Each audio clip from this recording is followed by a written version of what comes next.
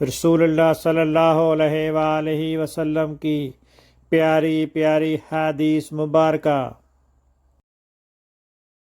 Make sure you like and subscribe to my channel for more hadiths.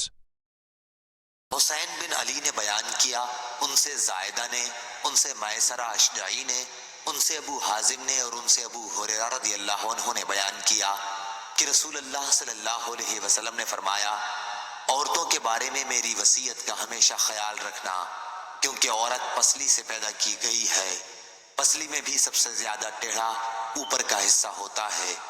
اگر کوئی شخص اسے بالکل سیدھی کرنے کی کوشش کرے تو انجام کار توڑ کے رہے گا، اور اگر اسے وہ یوں ہی چھوڑ دے گا تو پھر ہمیشہ ٹیڑھی ہی رہ جائے گی۔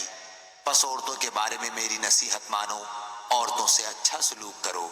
صحیح بخاری حدیث نمبر 3331۔